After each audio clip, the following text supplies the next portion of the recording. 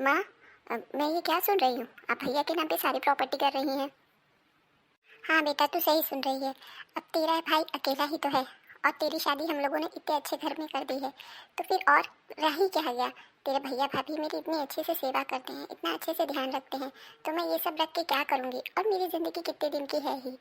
अब मैं सब सोच रही हूँ, मेरे मरने के बाद उन लोगों को बिना मतलब इधर उधर घूमना पड़ेगा, हर चीज़ के लिए टेंशन लेनी पड़ेगी। इसीलिए मैं अपनी जीते जी सारी प्रॉपर्टी उन लोगों के नाम कर दे रही हूँ।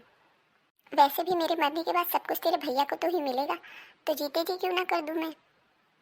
अच्छा मम्मी, अगर ये बात है कि आपके मरने के बाद सब कुछ भैया को ही मिलेगा, तो आपने मुझे क्यों पैदा किया? क्या इस प्रॉपर्टी पे मेरा कोई हक नहीं है? अरे बेटा, यहाँ की प्रॉपर्टी पे तेरा कोई हक नहीं है। तेरा हक तो तेरे ससुराल की प्रॉपर्टी पर है ना। और हम लोगों को जितना देना था हम तेरी शादी में दे चुके हैं, तो अब कैसा तेरा कोई हक बनता है यहाँ पर? अरे वाह माँ, मैंने तो सुना था कि बेटी के लिए माँ जान दे देती है। कितनी माएँ तो ऐसी होती है, कितना कुछ छुपा छुपा कर दे देती है अपनी बेटी को, अपने बेटे बहू से छुप कर। एक आपको देख रही हूँ जो आप मुझे एक फूटी कौड़ी तक नहीं देना चाहती। लेकिन माँ, आप मुझे नहीं जानती हैं, मैं भी सब कुछ निकालना जानती हूँ बहुत अच्छी तरीके से। मैं भी प्रॉपर्टी के पेपर पे तब तक साइन नहीं करूँगी जब तक मुझे मेरा हक नहीं मिलता। मैं आधे आध सारी प्रॉपर्टी बंटवाऊँगी, समझ लेना आप। देख बेटा, अब तो तू जबरदस्ती कर रही है। हमें जितना अपनी खुशी से देना था वो हम तुझे दे चुके हैं, और जबरदस्ती से तू हमसे कुछ भी नहीं ले सकती। अभी मैं जिंदा हूँ, मैं तुझे एक दमड़ी तक नहीं दूंगी। तू प्यार से चाहे तो सब कुछ ले सकती है, और मैं तुझे खुशी खुशी दे भी देती अगर तू अपनी ससुराल पक्ष से कमजोर होती तो, या तेरे कुछ चीज़ की कमी होती। हमने तेरी इतने अच्छे घर में शादी की है, हमसे 10 गुना ज़्यादा पैसा है उन लोगों के पास, फिर भी तू लालच कर रही है। इसमें लालच की कौन सी बात है मम्मी? मैं अपना हक मांग रही हूँ, कोई चोरी या डकैती नहीं कर रही हूँ, या कुछ छुपा कर यहाँ से नहीं ले जा रही हूँ कि मुझे शर्म आनी चाहिए। अपना हक लेने में कैसी शर्म? दीदी, चाय पी लीजिए। अभी ये चाय वाय का दिखावा मत करिए। अगर आप मेरी सही में इज्जत करती ना, तो आज मुझे मेरा हक दे देती। ये चाय वाय का झूठा दिखावा आप माँ के सामने करिए, वो आपसे खुश होंगी, मैं नहीं। अरे दीदी, अचानक से आपको क्या हो गया? आप इतनी गुस्सा क्यों हैं? क्या हुआ, आप मुझे बताइए। आप कौन होती है मुझसे पूछने वाली क्या हुआ क्या नहीं हुआ? मुझे जिसे बताना था मैं उसे बता चुकी हूँ। मैं बाहर वालों को घर की जानकारी देना ज़रूरी नहीं समझती, और मेरी नज़रों में अब बाहर वाली है। कितनी भी कोशिश कर ले, लेकिन आप इस घर की नहीं बन सकती, समझी कि नहीं? चुपचाप इस घर का काम करिए और पड़ी रहिए। घर के फैसलों में आपकी दखल अंदाजी मुझे ज़रा भी पसंद नहीं है, समझी? माँ, मैं जा रही हूँ मेरे घर। आपका जो भी फैसला हो मुझे फ़ोन करके बता दीजिएगा, मैं आ जाऊँगी। और हाँ माँ, मैं अपना हक नहीं छोड़ूंगी, मुझे मेरा हक चाहिए, भले उसके लिए मुझे ये घर ही क्यों ना छोड़ना पड़े। आपको छोड़ना पड़े या भैया को छोड़ना पड़े, मैं किसी को छोड़ने में पीछे नहीं हटूंगी, लेकिन मैं अपना हक लेके रहूंगी। माँ, क्या हुआ मम्मी जी, आप इतनी टेंशन में क्यों हैं? क्या कहा दीदी ने? क्या कहेगी, जितनी उसकी बुद्धि है वैसे ही बोल रही है। अब क्या करूँ, कुछ समझ नहीं आ रहा है। माँ जी, अगर मुझे बताने लायक बात हो तो आप मुझे बताइए, मुझसे जो बन पड़ेगा मैं वो करने की कोशिश करूँगी। क्या कहूँ बहू, कहते हुए मुझे बड़ी शर्म आ रही है कि आज मेरी परवरिश इतनी छोटी हो चुकी है कि मेरी बेटी इस घर में हिस्सा मांग रही है अपने ही भैया से और भाभी से। उसे हम लोगों का प्यार नहीं, प्रॉपर्टी में हिस्सा चाहिए, वो भी आधे आध। मैं क्या करूँ, मुझे तो कुछ समझ में ही नहीं आ रहा है। किससे बात करूँ, किसे समझाऊँ, क्या करूँ? कितनी बदनामी होगी अगर किसी को बाहर ये बात पता चली तो। मम्मी जी, आप टेंशन मत लीजिए, आप चाय पीजिए, बाकी सब मुझ पर छोड़ दीजिए। मैं कोशिश करती हूँ दीदी को समझाने की अपने तरीके से। क्या हुआ जी, आपका मुंह क्यों उतरा हुआ है? आप इतने उदास होकर क्यों बैठे हुए हैं? अब क्या बताऊं तुम्हें, बहुत टेंशन है। दीदी का फ़ोन आया था, वो हमारी जबलपुर वाली ज़मीन है ना, वो उन्हें चाहिए। वो कह रही थी कि वहाँ वो होटल खड़ा करेंगी, वहाँ से वो हाईवे पर है ना, तो उनकी अच्छी इनकम हो जाएगी। क्या?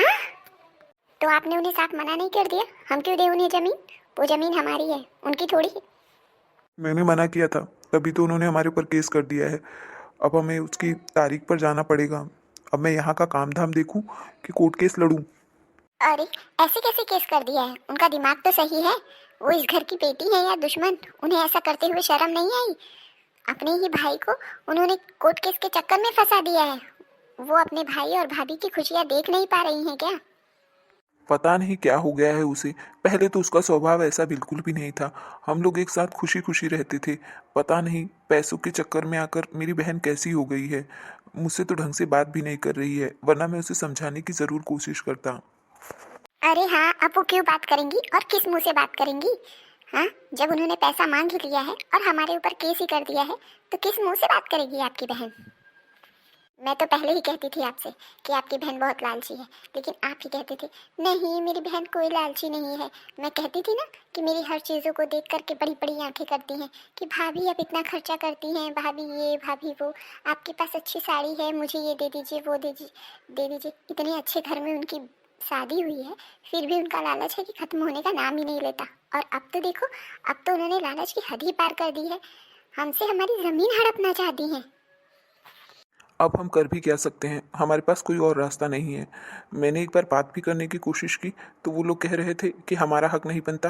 क्या माँ बाप हमारे नहीं थे, बस तुम्हारे ही हैं?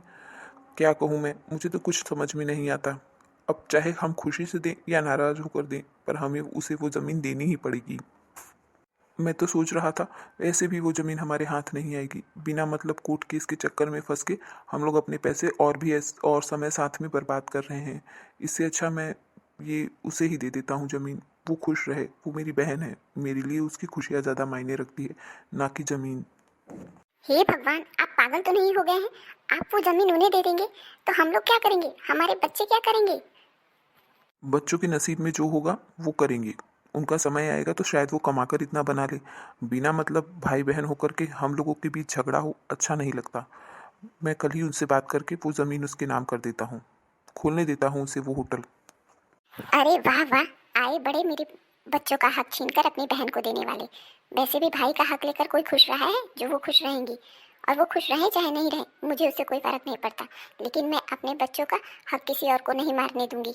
मैं भी देखती हूँ वो कैसे लेती हैं। मैं आखिरी दम तक केस लड़ूंगी। आपको लड़ना हो तो लड़िए, नहीं लड़ना हो तो मत लड़िए। और कौन से मुंह से वो मांग रही हैं? जब मम्मी जी हॉस्पिटल में थी तो दिन रात मैंने एक किया है, सुबह शाम मैं उनकी सेवा करती थी, आती सेवा करती और ले जाती। सेवा करते समय तो नहीं आई और हक बांटते समय आ रही हैं।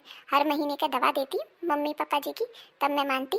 खर्च करते समय तो नहीं हक याद आता और लेते समय उन्हें हक याद आ रहा है। कौन से मुँह से वो हक मांग रही हैं? आए मुझसे बात करें तो मैं उन्हें बताऊं, मैं देती हूँ उन्हें उनका हक। इस घर के 1 रुपए पर भी उनका कोई हक नहीं है। उनका जो भी हक था हम उन्हें देकर विदा कर चुके हैं। अब वो अपने घर खुश रहें और हमें यहाँ खुश रहने दें। जब यहाँ की प्रॉपर्टी पर मेरी बहन का कोई हक नहीं है, तो तुम्हारे मायके की प्रॉपर्टी पर भी तुम्हारा कोई हक नहीं बनता। कौन से मुंह से वहाँ जाकर के अपना हक मांग रही थी? मुझे तुम्हारी माँ ने सब कुछ फ़ोन करके बता दिया है कि तुम वहाँ क्या क्या करके आई हो। शर्म नहीं आई तुम्हें ऐसा काम करते हुए? हमारे पास तो इतना सब कुछ है, फिर भी तुम्हें एक ज़मीन का टुकड़ा देने में इतनी तकलीफ हो रही है मेरी बहन को।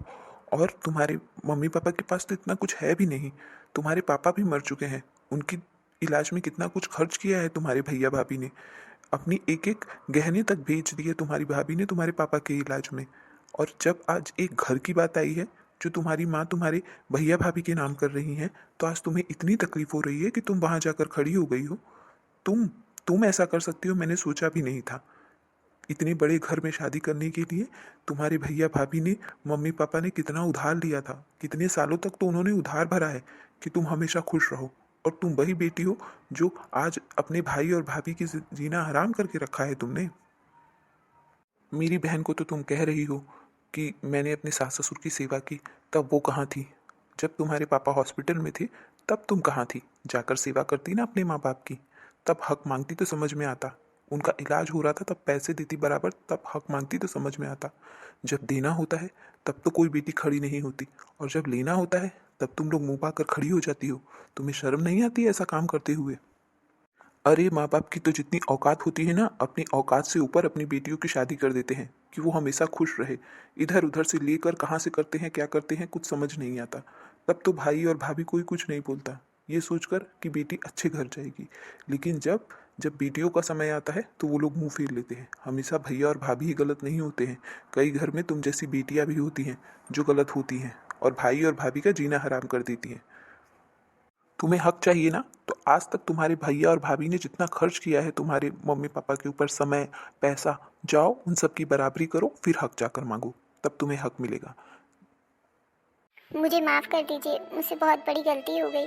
मुझे ऐसा नहीं करना चाहिए था। आज जब मेरे साथ ये बात हो रही है, तब मुझे समझ में आ रहा है कि जब अपनी खून पसीने की कमाई किसी और के घर देना पड़ता है तो कितनी तकलीफ़ होती है।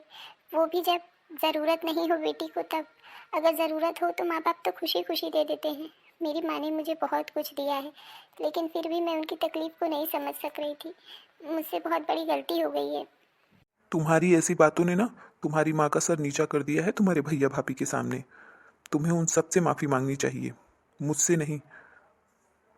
आप बिल्कुल सही कह रहे हैं। मैं आज ही शाम को जा कर के भैया भाभी से और मम्मी से माफ़ी मांग लूँगी। इतनी तकलीफ़ में अगर सब कुछ भाभी ने किया है, तो अगर आज अच्छे दिन आए हैं तो भैया और भाभी को ही सब कुछ मिलना चाहिए। मुझसे बहुत बड़ी गलती हो गई है। आइंदा मैं ऐसा कभी नहीं करूँगी। मैं उन सब से जा कर के माफ़ी मांग लूँगी। हाँ दोस्तों, मैं आप सबसे भी यही कहना चाहूँगी कि जो गलती मैंने की है वो आप सब ना करें। अगर माँ बाप की सेवा करने का हक बहू और बेटे का है, तो उनकी धन और संपत्ति पे भी हक उन्हीं का है। जब हम लोग उनकी सेवा करते समय नहीं पहुँचते, उनके दुख के समय नहीं पहुँचते, तो उनकी संपत्ति पे हम लोगों का कोई हक नहीं है। हमारे माँ बाप ने हमें जो भी कुछ खुशी से दिया है, भाई ने जो भी कुछ खुशी से दिया है, हमें वही ले लेना चाहिए। लालच नहीं करना चाहिए, क्योंकि जो बेटी लालच करती है मायके के संपत्ति पर, उसके मायके में कोई इज्जत नहीं होती। ऐसा बिल्कुल भी ना करें। प्यार और सम्मान के साथ अपने मायके जाएं और हमेशा खुश रहें और खुशियाँ फैलाएं। आप सबको अगर मेरा ये वीडियो पसंद आया हो तो वीडियो को लाइक, शेयर और चैनल को सब्सक्राइब करना ना भूलें। Thank you for watching. ऐसे ही मज़ेदार वीडियो देखने के लिए हमारे चैनल पर बने रहें।